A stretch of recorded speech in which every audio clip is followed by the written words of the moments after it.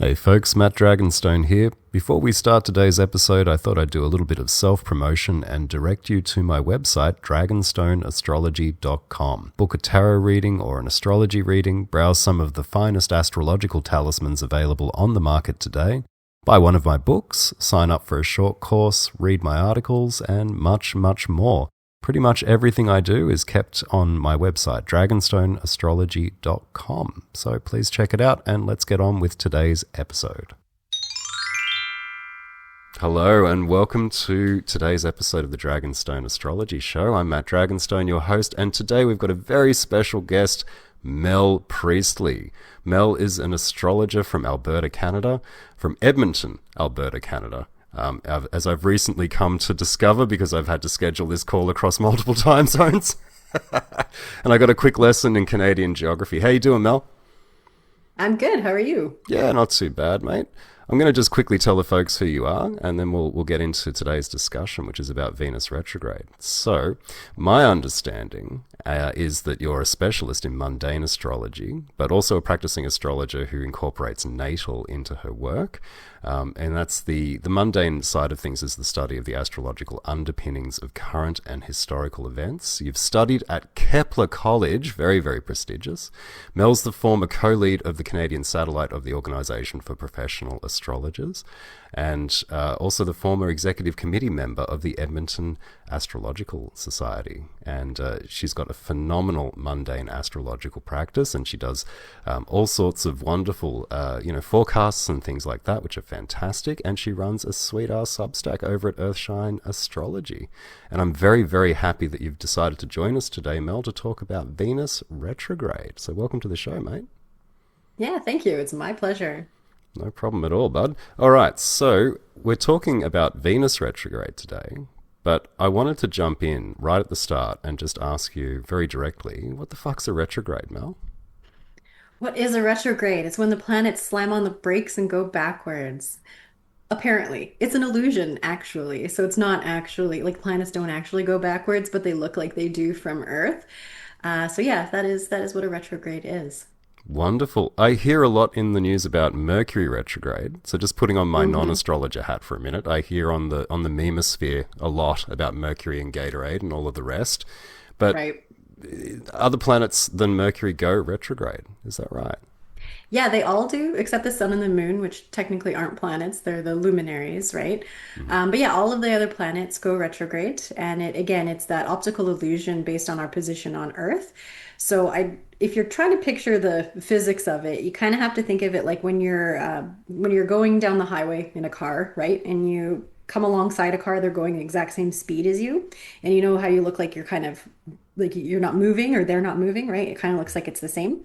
But then if you speed up a little bit, they almost look like they're going backwards, right? So it's kind of that same principle. Without showing you lots of diagrams and stuff, sometimes it can be hard to picture, but essentially it is that. And if from our position on Earth, if you look at the stars, or rather the planets and the stars in the sky, the planets do occasionally look like they kind of stop. So they all rise in the west and go to the east over the course of the sky, but sometimes they look like they stop and then actually go back for a little bit before continuing in their normal path. So that little loop is the retrograde.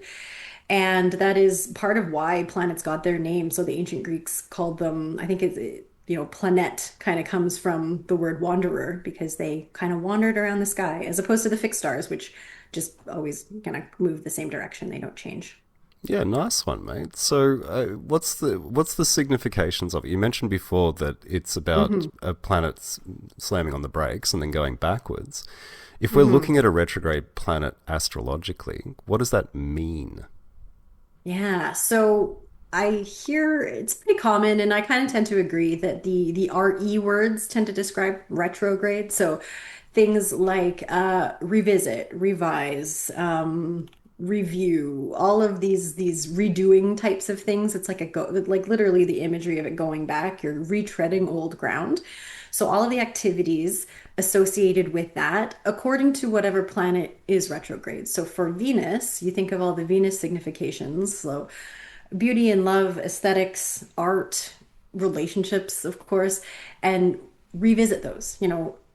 examine your relationship with all of those things. And it's a good time to edit, maybe, or to revise them, or to recycle them, or whatever it might be. Yeah, we can get into more of that, especially with Venus. It's often they're the general consensus I think out there is like don't start anything new during a retrograde, especially Mercury retrograde. We hear that like I'm a little bit more like honestly maybe careless with it, but I think if things are going to start, they're going to start. But generally speaking, yes, launching a relationship, for example, during a Venus retrograde might not be as advised as if it was on a direct course. But also, I'm a big proponent of fate, and sometimes that's just how it goes. So, yeah. Yep, no, I hear you. It's I often hear about it being the time when exes come back into the picture a lot. Yeah, that's like a super stereotypical one. And you know what? I haven't experienced that, thank God, honestly. I always do warn people because it seems like it may be a thing enough that I do want to warn people about it. Thinking about my own life and my own practice, I only can think of one notable example of a client where it was very timed to it, right? Like it was like she met her now ex-husband, they got married during it, and then they got separated during it as well, many years later. So that one was like pretty bang on. But often it's other stuff because Venus can mean so many different things. Like in it, I listed off some of the classic ones, but like for example, for me, Venus is a really strong health significator because it rules my ascendant and my moon, and is close to my sun. So I often find health stuff is more tied to the Venus retrograde cycle, for better and for worse, honestly. So I have to be more careful with health stuff when she's kind of doing weird things in the sky. Yeah, likewise. It rules my sixth house and my ascendant Hmm. as well. We have the same ascendant, so it's Yeah. yeah, it's often Venus periods, whether it's through retrograde or transit or Time Lord. Hmm. I find that's usually when it'll sort of suck the life out of me sometimes if it's not very well Hmm. aspected, which is yeah. So Venus is one of the personal planets, right? So it's close to the Hmm. sun, and so the Hmm. significations are going to be mostly subjective and mostly kind of personal in nature. But from a mundane perspective, what's the story with Venus retrograde when we talk about geopolitics and we talk about the charts of nations and things like that? Have you noticed anything in that sense? Yeah, definitely. So relationships kind of is across the board, both personal and geopolitical or mundane stuff. So people relating to each other is a Venus thing. So when Venus is, say, challenged, like we consider a retrograde, it is kind of considered to be a debility, if you will, right? So it's can sometimes bring challenges to the realm of Venusian things. And yeah, relationships between people of all kinds are certainly, at the forefront of that. It's also women and children as well are kind of your classic Venus significators. Mm. Art and culture as well of all kinds. So artists and or people who just do art or make art or who are prominent in culture in whatever way. So those are often Venus indicated things too. Mm. Interesting. So, if Venus is retrograde, then we can expect there to be some sort of effect societally in those areas. Is that right? So, with women and children and art and the arts and what have you. Hmm. Yeah, usually. And sometimes it just means that things will take on, there will just be more news stories around those types of things. Now, the thing about retrogrades is that it's kind of like the planet acting out. Like it's not always acting as it normally might, Mm. which is why you get strange headlines sometimes where it's yeah, Venus is doing weird Venus things as opposed to like normal, for whatever that's worth. With this one coming up in particular, I mean, you always have to consider the sign, right? And this one starts in Scorpio, where Mm. Venus is not super happy, and then finishes in Libra, where she is very happy because she rules that. So I'm wondering if it's going to have a bit of a sort of double-bladed type of meaning, or it seems like it might have two very different sides to it, where it kind of starts off not so great, then gets better, and then maybe gets worse again. I don't know because she will retread all of that ground going back between those two signs. Yeah, it's interesting. I looked at the dates before we kicked off today, and 3rd of Mm-hmm. October, this is Australian dates, so 3rd of Mm-hmm. October goes retro at 8 degrees Scorpio. We have a Cazimi on Yep. the 24th of October at 0 Scorpio. Mm-hmm. That's going to be fun. And then on the 14th of November, Venus stations direct, but it stations direct at 22 degrees Libra, which is really close to Speaker, which is a really friendly fixed star. So I don't know. I agree with you. I think when she goes direct, it's going to be like a big relief. It feels like it's going to be a nice. It's just going to be Yeah, nice. it will be nice. It usually is, and that's often, the shadow periods on either side of that. So the periods, prior to the retrograde where the retrograde degrees will happen, and then at the end of it, in the second half of those degrees, those still count too. So I mean, if you count all of that time, it's like a long time, right? Like Venus will be what, 4 or 5 months in those two signs, certainly in that part of the sky. So it's a good chunk of the year. And so that is also why I think it's just why it's a little bit more pronounced, right? Because it's just such an emphasis on that part of the sky. So you get just sort of like grinding out whatever is going to come out of that, and it just, yeah, it can feel a bit like swampy. Like it's just kind of, you're just not making progress. You're treading through like boggy ground. Yeah. Yeah, well, I mean, on the topic of swampy and boggy ground, the retrograde's happening in Scorpio, and as you mentioned before, Venus Hmm. has a bit of a hard time going ahead Yeah. in Scorpio, and Venus sort of opposite her sign or her places of rulership means that she's under the rulership of Mars, and we've got a Hmm. Mars retrograde at the end or the beginning of 2027. And so we've got Yes. Venus and Mars taking turns going backwards. And while Venus is going backwards in Scorpio, she's under the rulership of Mars, which kind of brings up, I guess, that swampiness because it's the watery Mars. Hmm. It's not the fiery Mars. And I mean, it's interesting when we think about Venus Scorpio just as a set of significations. It's not always bad. It's just deep. I've noticed Hmm. personally, and I'm Hmm. interested in what your experience with Venus Scorpio is, generally speaking.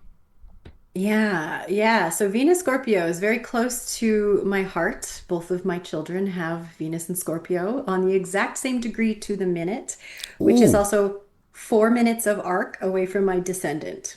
I don't know. I just wrote wow. here, like, but it's, yeah, it's just like, okay. So I think over my life, I shall become very acquainted with Venus and Scorpio. I'm just getting started, I think.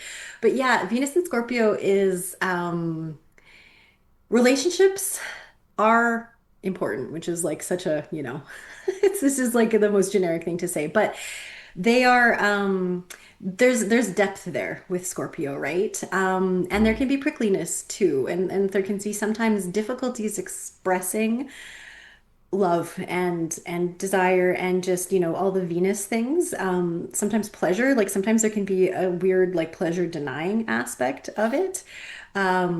Yeah, so sometimes it's just, again, it's that like Venus wants to connect to people. She wants to have fun. She wants to have pleasure.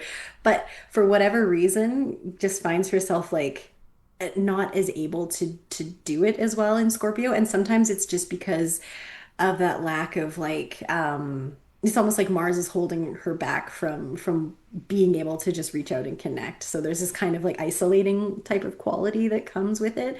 I always think of the metaphor of the shell of like the scorpion. Cancer's the same way as a bona fide Cancerian over here. But those armored water signs where it's like a squishy interior, but then like a hard shell. mm, And sometimes that hard shell, it can be really hard to get through. And it is used as a defensive mechanism, to protect what's inside. But, if you don't let anyone through, and if that shell is impenetrable, then you have a hard time forming relationships and keeping them. So yeah, so Venus, that's a Venus and Scorpio kind of challenge, is to learn who to let in and how to let in, because it doesn't mm. always come naturally. No, definitely. I think particularly with Venus in the signs that are ruled by Mars. When I think of Mars, I think of Hmm. ambition and competition and the desire to Hmm. win. And then when I think of Hmm. Venus, I think of not so much the opposite, but more so like the desire to cooperate and the desire to Hmm. get along. And so, I find with my personal experience with Venus and Scorpio, and close people to me have it, there's this desire to win relationships. as in I'm going to win. I'm going to win. And then there's the desire to, with Scorpio in particular, the desire to kind of go, well, if I can't win, then no one's going to win. Or if I can have you, no one's going to have you. And that's not to paint too dark a picture, but there's still that undercurrent of I have to kind of win if I'm going to do this. And then, you know, bringing that into relationship is difficult. And so when we put Venus there and then we make Venus go backwards, Yeah. it's going to be difficult. It is. Well, and Scorpio holds grudges, and Scorpio has a stinger. So if you hurt a Scorpio, they will not forget ever, and they will probably try to get back at you a little bit. There's that Mars coming out, right? It's like there's a knife and it's behind the back, but it's there. So like, you know, be careful. Yeah. True. It's not all bad though. Like I personally like a little bit of No. spice because Scorpio is my seventh house. And so, you know, with sort of people that I've been in relationship with, whether that's romantic or even, you know, business or co-workers or what have you, the spiciness does kind of make it exciting. And, you know, sometimes Venus, when she's nice and comfortable in Libra or nice and comfortable in Taurus, especially, and, you know, and of course in exaltation in Pisces, you know, it's excitement and the unexpected isn't necessarily conducive to the Venusian vibe, so to speak. And so throwing a bit of spice in there isn't that bad. It's just you've got to be really careful because you're playing with flammable things. You know what I mean? Because it's Mars. Yeah. Yeah, exactly. Crazy stuff, man. So if we're kind of looking sort of on a mundane level at significations with this Venus retrograde around women, children, and the arts, and we're looking on a personal level around sort of the depth and the kind of boundary between self and other with that hard shell and that soft interior characterizing how Venus is going to express herself. What should we be paying attention to in terms of our relationships with others when we're in this period of retrogradation? What do you think is a good approach to negotiating relationships, either with a Venus in Scorpio, who I'm sure everyone knows one, but just generally when we're sort of dealing with other people? Yeah. So I mean, it's there's bound to be challenges more so maybe than any other time coming up with that. So one of my big mantras for myself as much as anyone is, you know, for a Venus retrograde, you really want to re-examine your relationship with desire. And with the Venus things, but especially desire, what you want. And so it's like, what do you want out of a relationship? And so it's knowing also too that during that period of time, there's going to be challenges with that. And so whether that's, you know, saying things out of character or doing things or having people just act out of character within the relationship that can bring challenges to it. Again, with the Scorpio of it all, dredging things up that may have been hidden is definitely a thing. So like baggage can come to the surface during those time periods, and then that can cause all sorts of problems. So, um, as always, trying to have like good lines of communication if you're in relationships, with people, or I mean, on the flip side of that, sometimes I find like for myself anyway, sometimes it is maintaining distance if you know that if you do talk to someone during that time, like it's gonna go poorly. Like you're gonna say things that are just gonna, you know, set the relationship back, so to speak.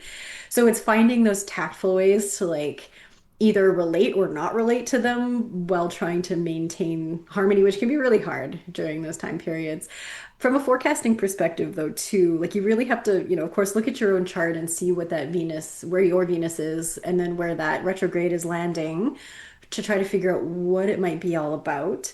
And in terms of the world, you know, I'd want to look at people who are particularly Venusian and or who just have like a strong concentration of whatever it might be, placements in that part of the sky where that retrograde cycle is happening, Mm. or nations, if that matter, right, too. And I haven't got that far yet, so I'm gonna have some homework to do.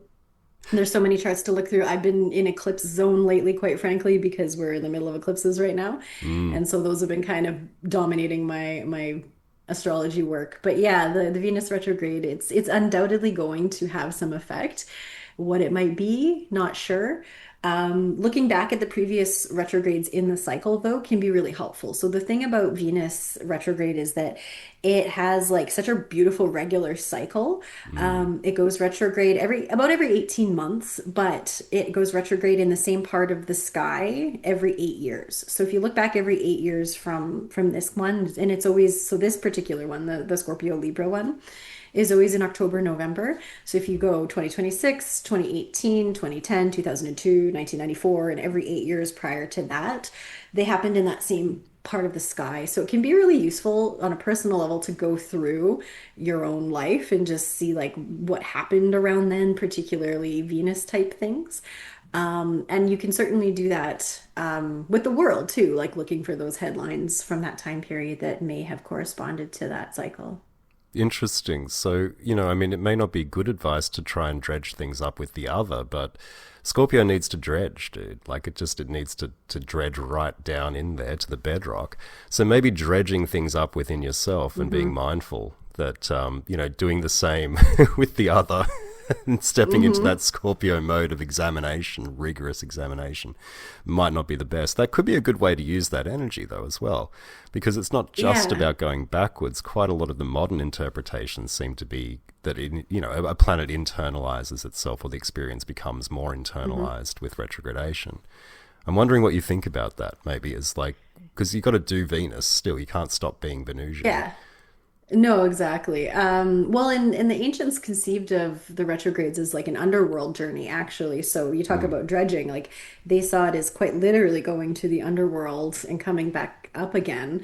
For the Venus one, famously, you'll hear people talking about the descent of Inanna is the famous myth that gets associated with that, where the goddess Inanna goes to the underworld, and it's kind of this like death rebirth type of journey, and so it's that's mapped onto the Venus retrograde cycle. And I think there is something to that. I think that's very instructive too, and especially with Scorpio, if you look at like Yeah. literally going into whatever your underworld is Mm. and dredging stuff up. And then, the thing about that is sometimes that is how healing happens, or that is just how progress is made, right? Like if you've buried something or forgotten something, it can still act on you even if you're not conscious of it, but bringing it to the surface and making yourself conscious of it is how sometimes we can, if it's in the case of like a trauma or something, heal it and hopefully move on. Or if it's just information that you have forgotten that could be useful used in a certain conscious way, yeah, it can really give it a place to land. So if you do find yourself going down rabbit holes, I would say go for it.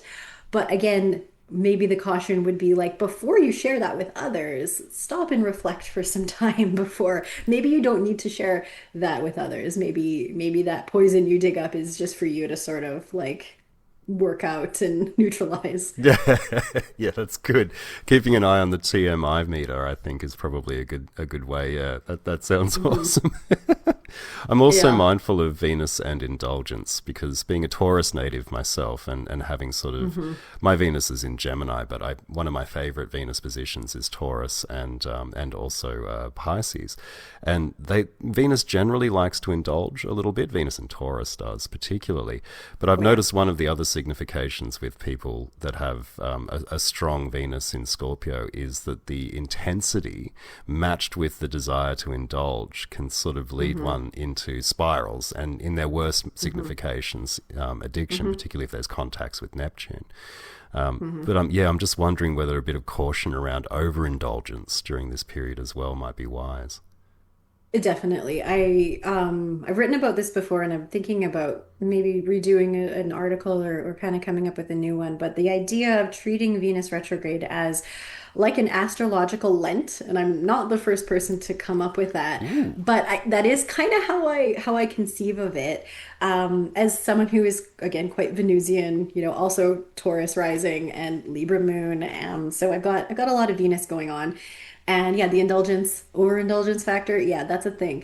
So I like to, again, one of my revisiting my Venus, placement is re-examining my relationship to desire Mm. and indulgence, right? The things that I am desirous of.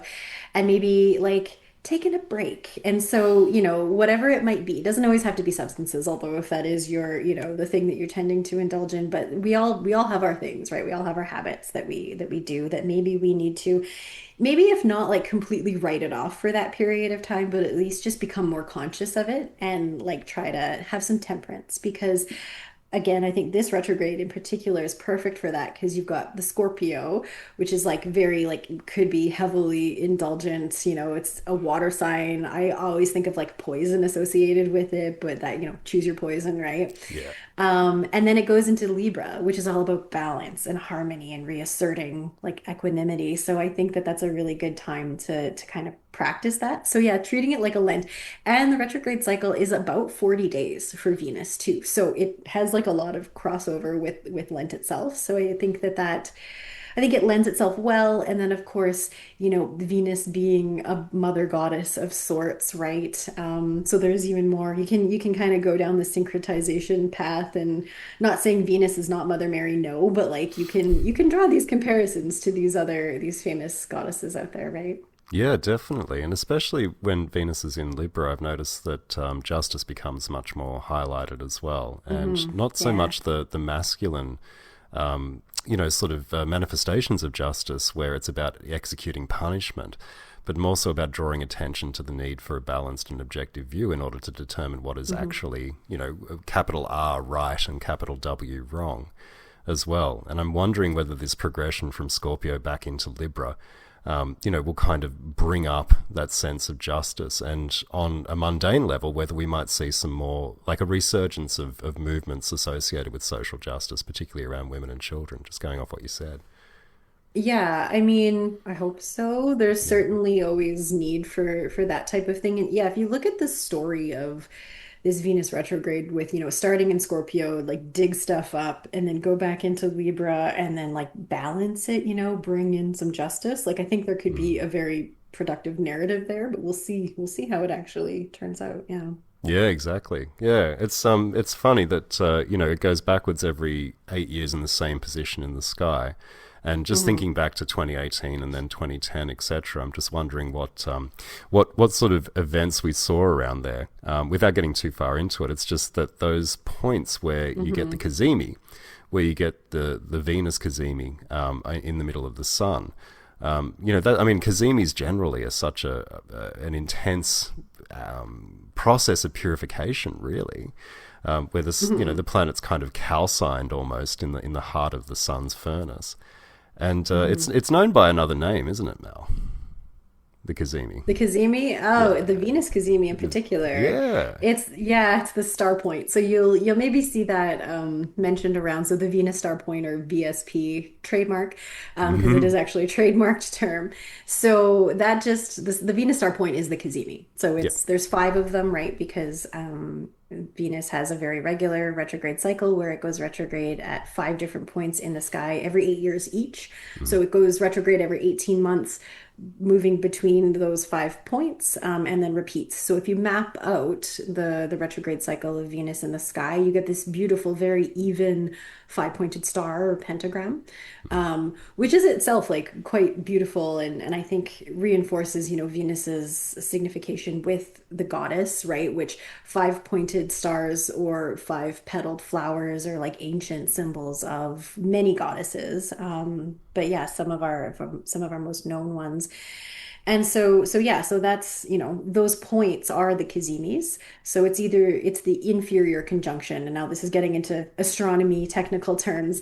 But basically, the inferior conjunction is when Venus and the sun come together in the sky. And it is, yeah, it's like supercharging Venus. Any planet, when it's at the heart of the sun, it like kind of gets this flash of insight related to it. So retrogrades can sometimes be mucky, muddy periods of time. But usually when you get the heart of it, that Kazemi, that's often when you'll have those aha moments. So write them down because it's easy to forget. But if you do have those points of inspiration, and they only last for maybe like a day, like because Venus does move fairly quickly. Yeah, they only last for a bit of time, but then they can give you some real insights into what that whole mess might be about. Yeah, so definitely that is something to watch for. And those points are like they're certainly a key point in the cycle, but I when I'm forecasting, I do tend to look at the whole thing, right? Like so I don't think you can just look at the one point. Mm. Yes, it's interesting, and if it happens to fall somewhere key for you, like definitely make a note of that. But you want to look at like those both of those signs, right? And the exact degrees of the retrograde for really trying to suss out what it might be going to do. Yeah, definitely, and it is a beautiful star that it makes as well. It's like Mhm. it looks like a flower, for God's sake. It's Venus, It so does. Yeah, right. Yeah, it's pretty bang on. Yeah. yeah. It reminds me of some of the Venusian plants, right? So we got I think apple is a Hmm. Venusian plant, and it also Hmm. Oh shares yeah. with Jupiter. If you cut an apple through the center, the It's core looks it's a star. the seeds make a pentagram. Yeah, Yeah, they yeah, do. exactly. Yeah, it's It's cool. perfect. It's very cool. It's very cool indeed. So you mentioned before that you've heard about some awesome Venus retrograde stories from the past, right? With Hmm. clients or people that you've known. And if you're Hmm. anything like me as an astrologer, you've got this kind of Rolodex going constantly where you're recording Hmm. dates and times and just picking up little bits of info about Hmm. people. I'm wondering, what else you've got in the arsenal there about hilarious Venus retrograde stories, because it's always something that we Yeah, get a privilege to know about as astrologers. yeah, hilarious or sometimes not so hilarious. Mm. But I mean, I can talk about, my own personal ones and laugh at myself. So, yeah, I mean, I've been kind of doing, and I'm partway through this research, but I decided I wanted to really dig into the Venus retrograde cycles for myself, and so I'm going through, and it's actually kind of hard, right? It's like, what was I doing 16 years ago? Well, so, you really got to dig deep in the inbox, and or if you have journals, obviously those are helpful. But Mm. yeah, some of the more recent cycles that I really remember because they were just very they were just very like obvious. So there was one in 2023 that was in Leo. Hmm. I was like so sick through the whole shadow period leading up to it. And it was just like this illness that would like come and go, but mostly just stay, and I couldn't shake it. And it culminated on the day that Venus stationed retrograde, actually, with a full body rash, not like TMI, but it was just this weird red rash all over my body, and it was like moving. So it was like a heat rash or something crazy. I have Mm. no idea what it was. It was alarming, but I was like, okay, like this is just what is happening now. And then within a day or so, it was gone. Like it just cleared up. So that was, I don't know what the hell that was, but it was really weird. But at the same time, I was at a family reunion. And so I was inside, like, quietly being like, oh my God, what is happening? Do I need to go to the hospital? But then outside, my family was having a wonderful time and they were like connecting and they were just like, they were singing karaoke. So it was like this very Venusian type of situation where they were all having this wonderful time. And then I was just on my private health journey, which is very Venus for me, as I've mentioned. So Mm. that one, yeah. And then just given that it was, Venus in a fire sign and I literally had this like angry red thing all over my body, I was like, okay, all right. So that was the last one that was particularly loud.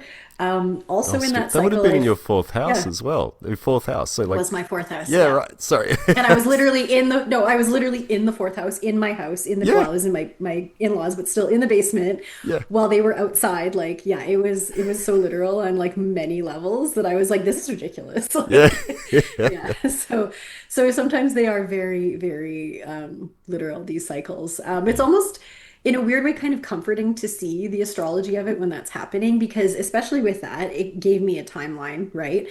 And sure enough, I mean, as soon as the retrograde had really started, it kind of cleared up. And thankfully, I didn't get sick again after it. It was all done. But it was just that sort of initiation period, I guess, where I just had to like really get into it. I did also find with a couple of the other ones in Leo, it corresponded with me having way shorter hair. So I had cut my hair not during the cycle, but Oh, like prior to it. And so yeah. then I was looking back at pictures and I was like, why is my hair so short? I normally have quite long hair. But in like two previous instances of the Leo ones, I had hacked all my hair off and then I was in the process of trying to grow it back out. So it was really funny because Leo is often associated with hair as well, like a big mane, right? Oh, it And my is. mane was missing. So yeah, those were also just funny ones. That's hilarious. Yeah. No, I got a good one actually. One thing that I've Yeah, what do you noticed got? with Venus retros and relationships that start with Venus retro is that Hmm. sometimes it can be a reunion of childhood sweethearts, which is just, Oh. chef's kiss good, right? It Hmm. ticks all the Hmm. boxes. You get the Venus, you get the love, and then you get that kind of backwards facing looking at the past. And a friend of mine who I worked with for a very long time about, the astrology of relationships and the way in which they could find ways of relating to the other better, had terrible luck in relationships for basically their entire life. And then during a Venus retrograde, they reconnected with a partner that they had in high school, and they ended up getting Mm. married. And I Wow. went to their wedding like a couple of years ago now, and they're still happily together. And it's like they just picked up where they left off, and they took about 20 years to go out into the world and find other Hmm. people and to have all of these adventures, and then they returned to each other, and it's just beautiful. It still is a beautiful Hmm. relationship to watch. It's a Capricorn Scorpio pairing, so Okay. that's tough. As in, Hmm. they're gonna withstand anything that's thrown at them, and they've got that toughness. But the love between them is just beautiful because it still retains that innocence from when they were like Hmm. teenagers in high school, and Hmm. you know what I mean. So there was that I wonderful love that. sweetness. Yeah. Yeah. So with Yeah. with older people, sometimes Venus retro can kind of start to come good, so to speak. And even in a Hmm. natal chart as well, if you're born with Venus retro, through progression, towards the second half of life, that retro will kind of come to a close Hmm. and will station direct. And quite often, people with natal Venus retrograde tend to have those difficulties relating to the other resolve themselves later in life because of the way in which Hmm. progressions work. But that's a sweet one, right? Hmm. Childhood That is. sweethearts I getting back like that. together.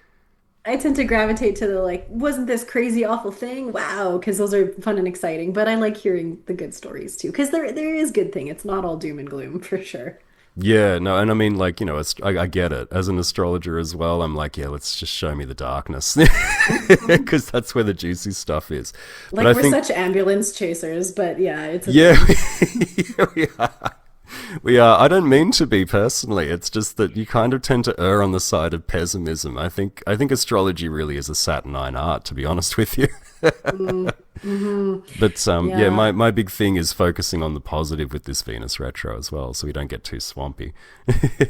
Hmm. Exactly. Yeah. Well, and again, I'm holding out hope for the Libra portion of that journey because I think that that should right any wrongs. But even in Scorpio, I mean, sometimes you got to dredge shit up. I know myself, like I just I hate secrets and things that are hidden. Again, I want to know. So I'm like, you know what? I would rather just Mm. know than have it be hidden forever, right? And again, let's talk about the swampy stuff. Like you gotta bring that to the surface and dry it out, or else it's just gonna fester forever. So yeah. Oh, definitely. And go hard within yourself, I think, but be careful with others because Scorpio Hmm. famously is the sign of privacy and the sign of Yes. secrecy. And if you cross that Right. line, you will be crucified, Yeah. just True. True. incinerated, True. So I Yeah. think being mindful of disclosure, and perhaps what we might see during this retro as well, particularly on a broader societal level, right, would be those acts of disclosure. I'm not talking about UFOs. I'm talking about like Hmm. Hmm. maybe a bit more of the really intense kind of difficult kind of ways in which the crossover between Mars and Venus can happen, and further disclosures around things Hmm. like the Epstein files, or further disclosures around Yeah. things like scandals. Not as Hmm. scandalous as we saw with Venus retro and Leo. I remember that was particularly scandalous, that period. Hmm. Hmm. But we could Hmm. get some deep, deep secrets being sort of aired, advertently or Yeah. inadvertently. Well, and this one is this often happen or not maybe not often, but it's not uncommon really for it to happen where Mercury goes retrograde around the same time and around the same place as Venus in this cycle. Mm. So, it's not a perfect like overlap, but sorry, Mercury's going to have a retrograde through Scorpio, sort of in, late October through November. And so, that's another underworld journey. And we're not really talking about Mercury much, but Mercury is kind of like the mouthpiece and is all about the communication. And so I'm almost wondering if he's going to act as like the loudspeaker, so to speak, on whatever it is that's getting dredged up by Venus.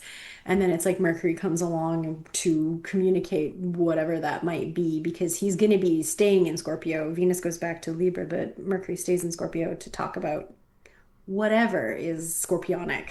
So yeah, so it's kind of interesting and we'll see how that all plays out. But I kind of like having Mercury there because it does suggest that there will be communication about it and it won't just be, sort of like maybe something's disclosed briefly, but then it gets buried again, which seems to be also a very common trend, especially nowadays with stuff like that.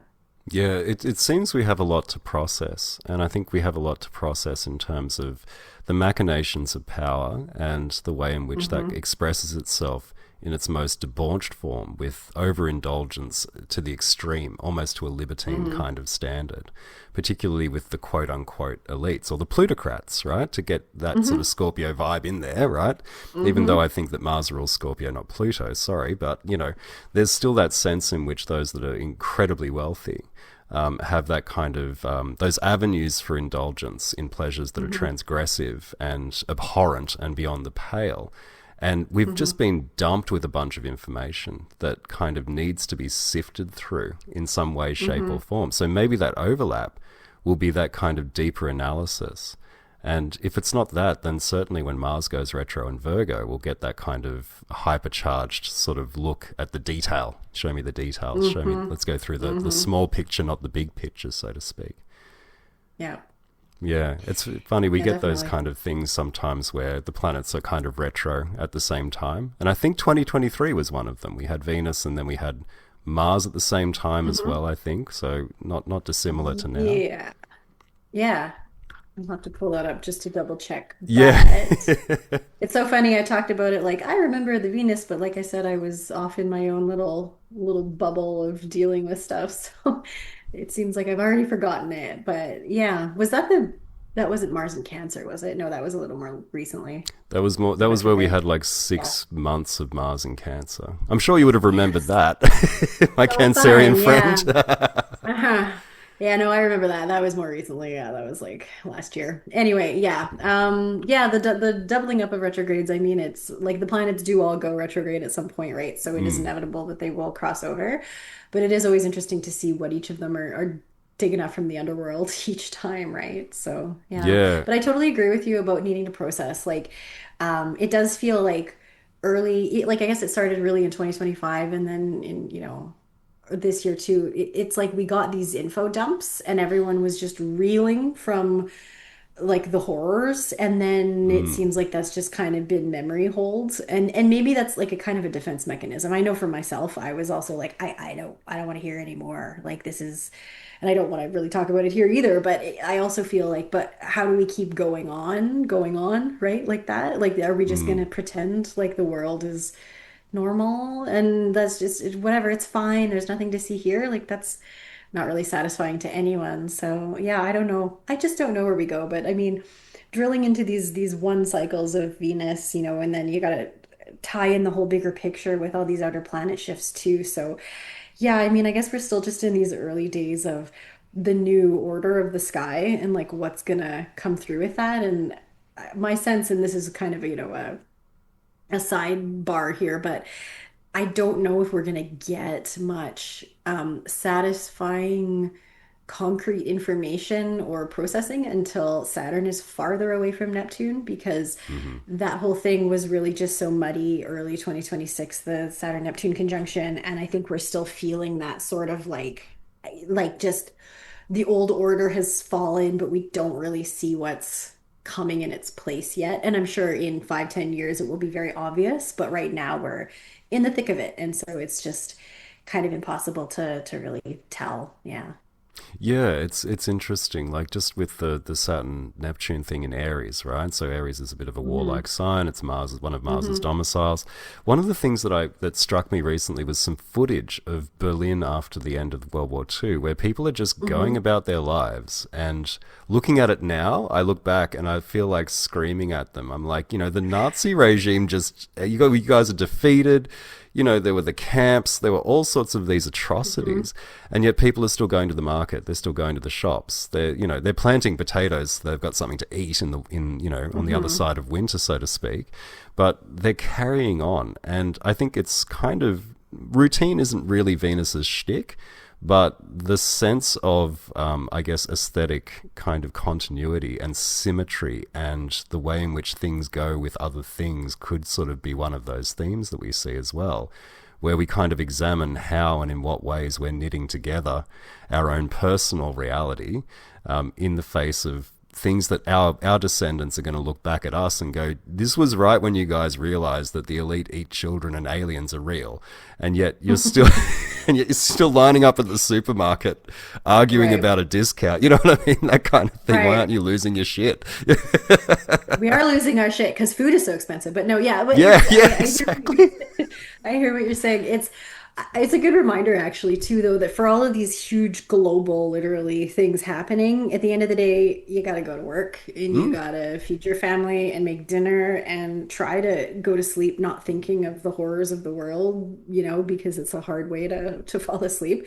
And I guess maybe there is that sense of like, but this is just how it always is. There's always some psychos in power who do psychotic things, and then the rest of the people are just trying to live, which I don't know if that's comforting or depressing or what, because yeah, when you're thinking of these huge historical cycles, you want to, yeah, like scream about it. But at the end of the day, we all just are living lives, and so this is just how it goes, right? Yeah, and I mean Venus has to oppose Saturn to get to Scorpio to go backwards Hmm. into Libra, and it won't oppose Hmm. during the retrograde, but we're still getting that No. kind of, I don't know, Hmm. dissonance, that sort of cognitive dissonance a little bit that kind of attends having to line up to catch the bus to work while the world is kind of collapsing around us according to social media, which is, Hmm. again, I think probably one of those avenues on the topic of, socialized media, so to speak, or the way in which Hmm. media is produced and sold to us as consumers in a way that kind of goes, well, all of your friendships are monetized by platforms that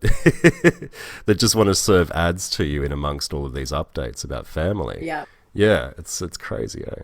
Yeah, I have to say, as someone who, I guess I can't say I don't use social media. I do use Discord, but it's like a private community. Mm. I don't use public social media anymore. So like I haven't looked at Instagram in forever. I don't look at Facebook. Like I just stepped away from that and it's great. Like I don't miss it at all. And you Mm. realize, so you want to talk about Venus temperance actually. One of the main things I think people are addicted to, one of the main things rather, is social media.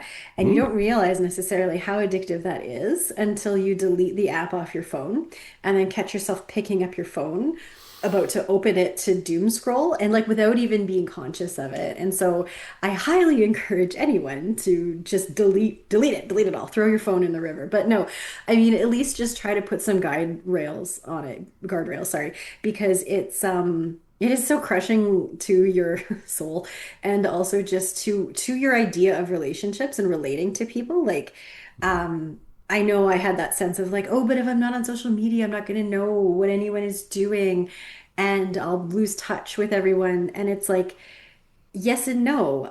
What will actually happen is you won't know the horrible things that are going to set you off that your, uncle or your old friend from school is saying.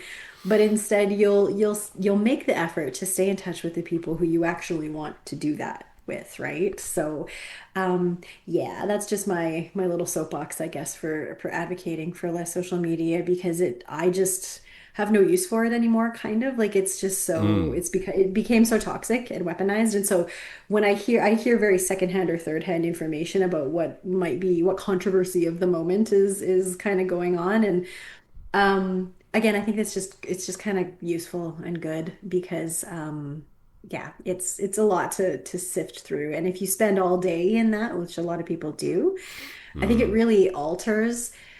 how you relate to people. So going back to Venus, I think it really changes it changes your relationships in both like, real life, in person and also online, to be constantly under the deluge of all of the constant rage baited whatever is going on, because you'll just be in a constant state of like anxiety and anger and all of the other things that the platforms are literally designed to make you feel so that you stay on them. So yeah. No, I get it. I agree with you 100%. Unfortunately, I still use social media, just, for work, but also for that dopamine hit, right? And Oh, speaking about sort of, I get it. yeah, yeah. I used to do it all the time. I do sometimes miss the like cooking videos. I do like a cooking video, and I'm like, well, but I can just, I guess, go on YouTube and watch some longer form ones then, as opposed to the like 10-second ones, right? So Yeah, but even YouTube is kind of trying to hit that sort of dopamine it hacking is. algorithm. It's Yeah. failing hilariously and in a Yeah. really post-apocalyptic way, really, if you ask me, compared to some of the platforms that do it better. But on the topic of Venus in Scorpio and Venus retrograde in Mm. Scorpio, maybe we'll be asking ourselves, how much do I really need to know about my friends? And their lives, or my aunt and her racist views about things, or whatever it whatever it is. Like, how deep do I really want to go? Because there's like a dopamine hit associated with seeing what your friend from high school ate for dinner at a restaurant on the weekend. But is that necessary? Is it necessary to know that much about things? And the temptation, of course, is to react and go, no, there must be free flow of information all the time. But I just don't think that relationships should be sort of contextualized on a platform that gives you a massive dopamine hit just by kind of engaging. And that you have to kind of sift through a bunch of rage bait in order to keep that kind of dopamine high. That seems to me to be like an overindulgence, that kind of intense pleasure that kind of comes with Venus in a sign ruled by Mars, and taking it to extremes and things like that. And so maybe what we will see is like a bunch of people going, no, I'm going to exercise a bit of temperance because, it's not necessary that I know all of these details about everything all the time. I mean, I sympathize with the Canadian truckers, but I know about the Canadian truckers because of social media. And I know about the particular, qualities of the difficulty of shipping goods across a huge continent nation, right? Because of social media.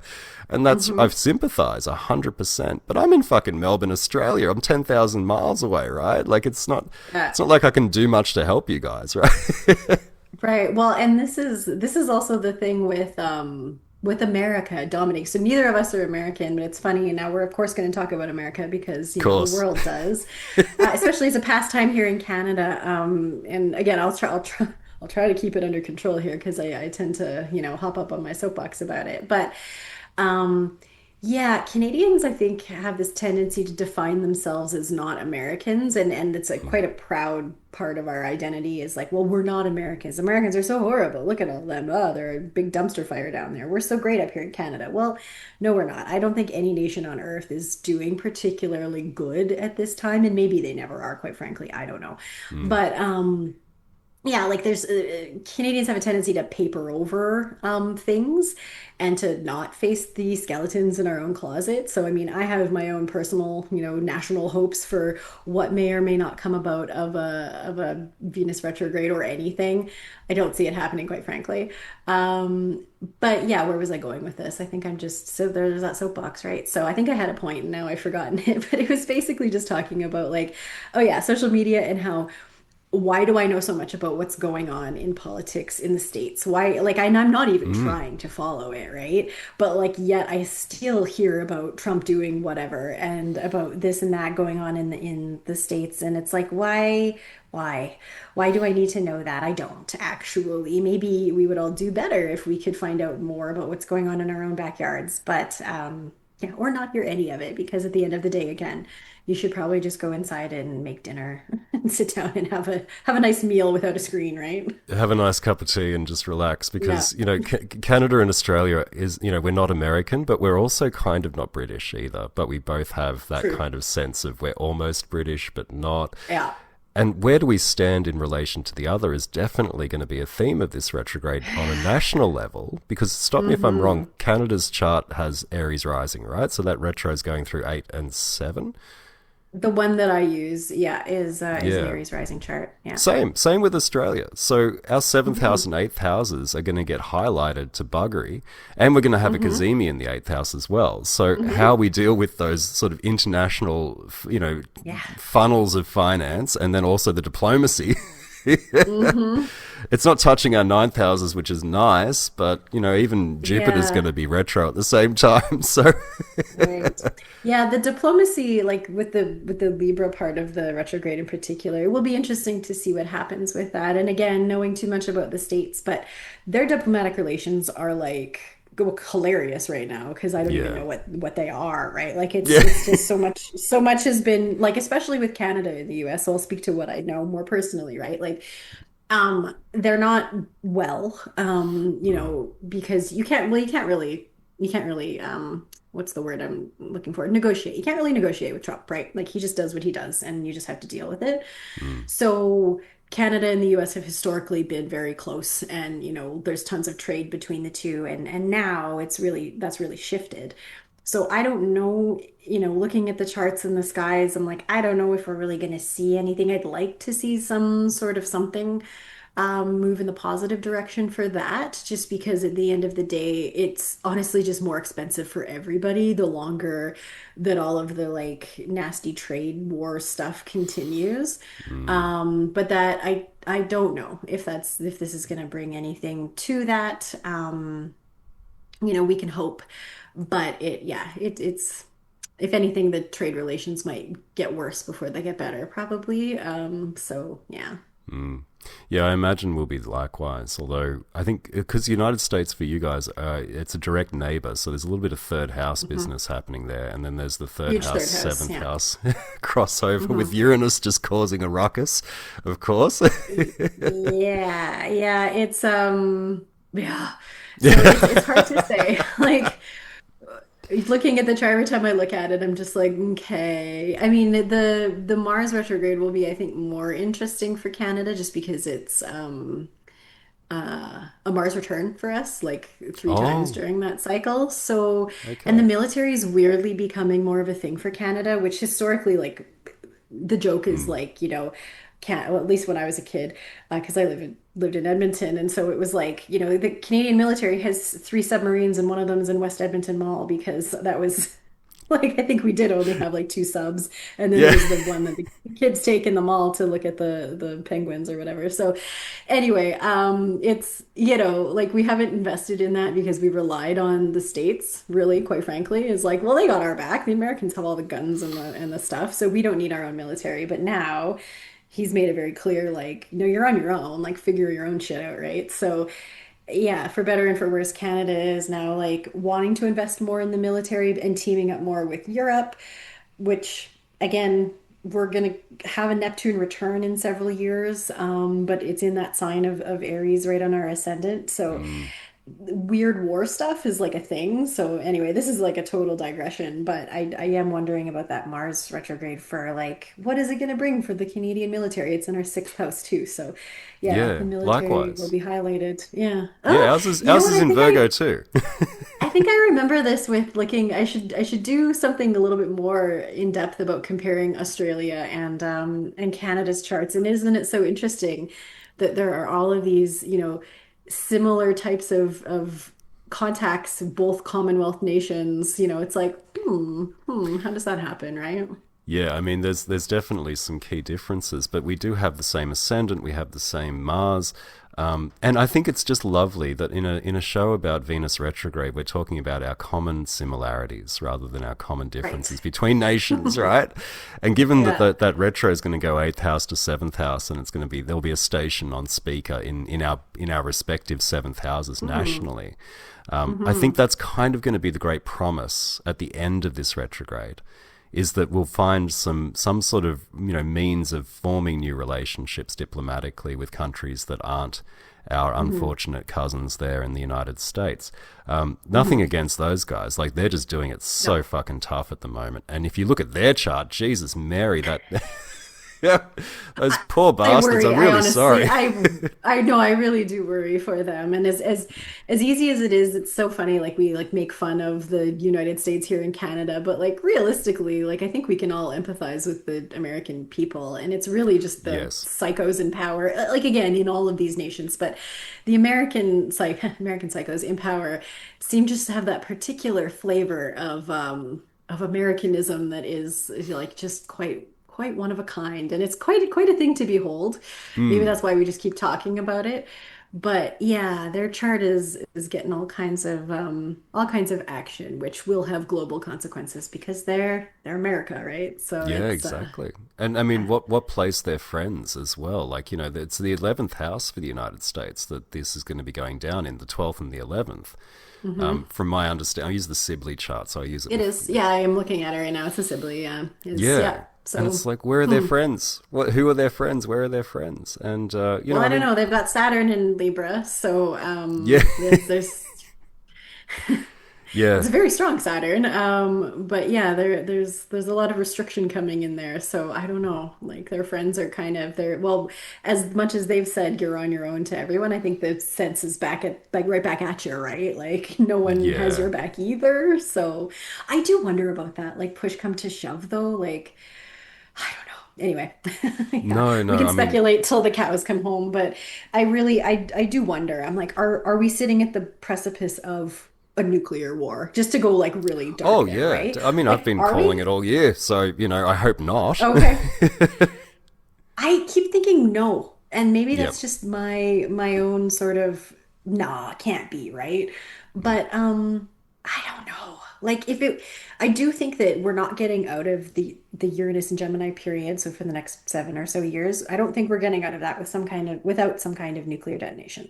Yep. And I really hope that it's going to be like, hey guys, we have a new form of nuclear technology for energy, and so we need to do some nuclear detonation type work to practice that. Whatever. I'm obviously not, this is not my forte because I'm probably talking out of my ass, and the scientists who won't be listening to this probably, but they would be laughing at me. But, if you're going to use a new form of technology in the space of nuclear, you're going to have to test it. And so I'm hoping that that is how that lands. Mm. Um, and then it doesn't come out in the worst way, which is like a bomb being dropped on Yeah. something, which is what happened last time it was there. We all know, and Yeah. that's literally worst case scenario. So, Yeah, look, I mean, it's going to be a really difficult one to try and sort of call in terms of, yeah, I think the nuclear is definitely a part of it, right? And the marriage of nuclear mhm. with technology, not forgetting that Yep, Pluto's in Aquarius. yep, But there's interesting crossovers everywhere, and I think really relative to the national charts of the three of our nations, not to mention Great Britain, UK, which has Aries rising hmm as well, it's about renegotiating the context of that relationship, both with people that are dear to us from a trade perspective, seventh house, and from the United States, from their perspective, the people that are dear to them in terms of allies, the 11th hmm house. And so, I think that the promise in this period is probably just, at the very least, a re-examination of where and how, the swampy aspects of those relationships with our respective nations have kind of decayed in the past couple of years, or the past 8 years, to be completely sort of, relevant to that star point. And then where and how we can move forward following that in a new way, and hopefully a more positive way, because the desire is, even though America's this huge juggernaut, like you said, you're worried about them. I'm worried about them. We both know a lot of Americans. hmm It's like, gee, yeah. I hope you guys are all right over there. And, hopefully our governments can kind of try and negotiate some sort of stability, even though it's really highly unstable in terms of this period in world history. But I guess we'll just have hmm to see, eh? This is how it always goes, right? And so I guess as astrologers, our job is to just sit back with a cup of tea and go, ah, yes, and nod. Like, Yeah. ah, yes, of course, that is what's going to happen, or what will happen, or what did happen. But yeah, no, it is fascinating. And I do wonder, like, with the benefit of hindsight, which we'll have in several years from now, looking back at this time, like, what are we gonna get right and what are we gonna get wrong? And I don't know where I'm kind of landing is like I can look at some of these specific cycles, like the Venus ones, Mm. because it is so much more personal, and I think you can make a lot of really meaningful connections for yourself personally on that. But when you look at the macro stuff, like, Uranus and Gemini and even Saturn in Aries, but especially because Saturn, Neptune in Aries, Pluto in Aquarius, all of that. I don't know. Like, it just seems like you need those times to pass you by quite some years before you can really pick out the patterns. Because when you're in the thick of them, Oh it's so yeah. hard to suss it out. I also really am feeling the lack of news now more than other. To tie it back to Venus, I guess. Mm. Today, I was just thinking, I have no idea what restaurants are around, Oh like right. new restaurants in particular, right? Yeah. And so, like, how do you find out that if there's a cool new restaurant that's opened? And this can be extended to like anything, but I mean, the local newspapers are like just limping along. They have no money whatsoever, and certainly to spend on any like frivolous type of stuff, like the Venus stuff, honestly. Yeah. As a former food and drink and wine writer, I always felt that keenly, like, there was not enough money or page space left for like the arts and the entertainment, which I, held near and dear. And so even less so now, like when I started 15-ish years ago, there was still alt weeklies, like those free papers on the corner. I don't know if you have them in Yeah, Australia. we Maybe you do. We do used the to. timeout thing and the MX thing. Well, Oh, we cool. used to have them, but yeah, I know what you I was mean. gonna say, are they gone now? Because they're They're probably gone. Oh, gone. they're Because so gone. they're gone from Canada too. I think they're gone from everywhere. There's maybe one or two left in the world. So again, don't know for sure.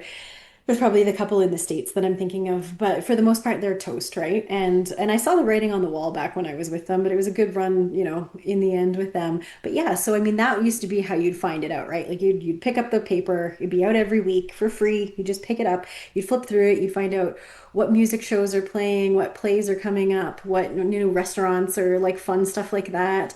And now I'm like, I guess you can go, social media, I suppose, is the answer, but then that's such a shit show to try and find actually useful information. So then you can Google it, but then again, it's like those results are getting all messed up too. So yeah, it's just trying to get actual information.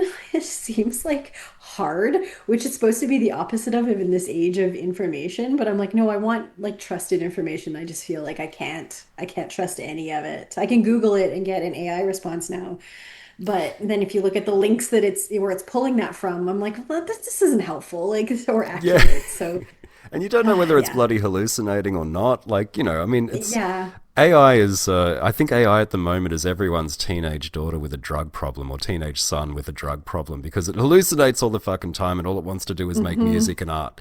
And that's it. You know what I Hmm. mean? And like, so there's that aspect to it. But I'm not sure what it's like in Edmonton, but like the way that I find out about stuff that really kind of directly impacts me at the moment is Hmm. just talking to people, walking around my local Yeah. neighborhood.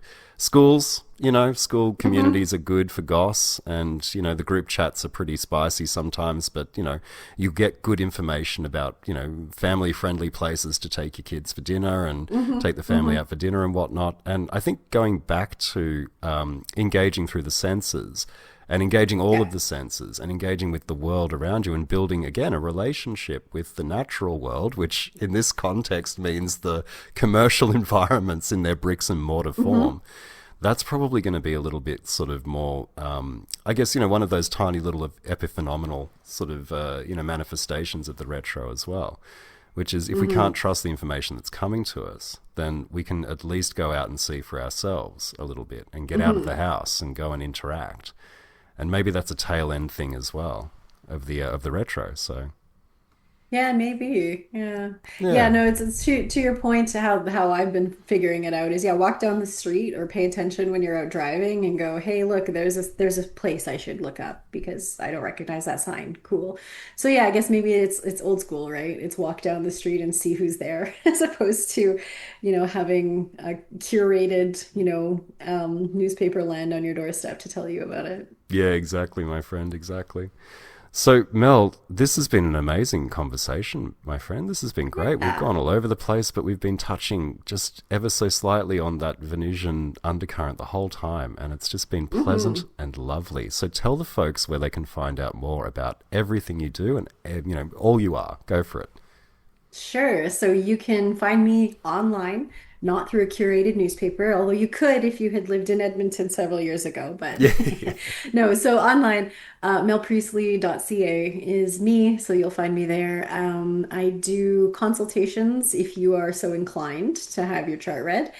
And I do write, although as I'm saying this, I realized it's been quite a while since I published my last article. I promise I do have one in mind for Venus, but just the life that I'm living right now has, I haven't had much time for writing. So it is what it is. But yeah, you can find that there. I do cross post onto Substack. So, all of the things that I post on my personal site will go out through Substack. So if you would prefer to have a newsletter, you can sign up for it there, or just go directly to my site and dig through all of that. Yeah. Fantastic, my friend. We'll link to everything in the show notes. And Mel Priestley, thank you so much for coming on. And thank you for having me.